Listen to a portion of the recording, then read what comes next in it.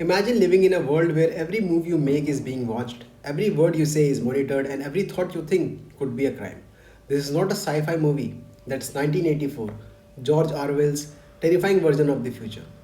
And the most chilling part, it doesn't feel like a fiction anymore. George Orwell wrote 1984 in 1949, just after World War II, when the world had already seen the horrors of dictatorship. Orwell wasn't just a writer, he was a political thinker, a man who had witnessed fascism, propaganda, and censorship firsthand. When 1984 came out, it wasn't just a novel, it was a warning, a mirror showing us what happens when truth is controlled, individuality is crushed, and fear becomes the government's greatest weapon. Even decades later, it feels painfully relevant that these things, even now, also happens more or less. The story follows Winston Smith, an ordinary man living in a totalitarian state called Oceania. Here, there is no freedom of speech, no privacy, and no individuality. The government, known as the party, controls everything. That is what people see, what people read, and what people remember. And above all stands one mysterious figure, that is the Big Brother, the face of the regime and the symbol of total control. Every wall has a telescreen and every person is constantly monitored. And if you dare to question anything, you simply disappear. Winston works at the Ministry of Truth, where his job is to rewrite history, that is, to literally change the past to fit the party's current narrative. If the party says that 2 plus 2 is 5, then it is 5.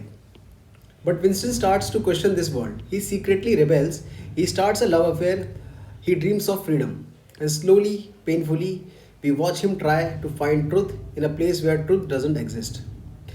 The ending, no spoiler here, is one of the most haunting things I have ever read.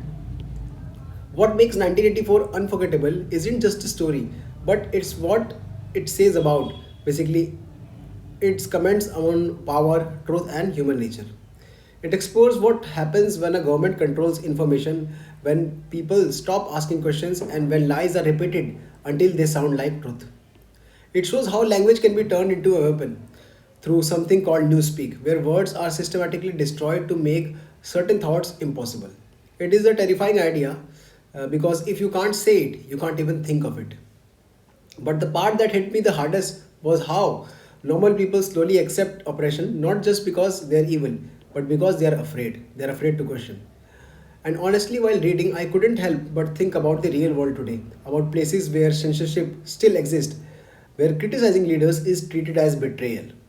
Countries like North Korea, Russia, or Pakistan, where controlling the narrative is a daily political weapon. Orwell warned us not just about the future but also about our present. I love 1984 because it is not just a dystopian story, it's beautifully written, its prose is sharp, direct, and powerful. Every line feels like a knife cutting through illusion.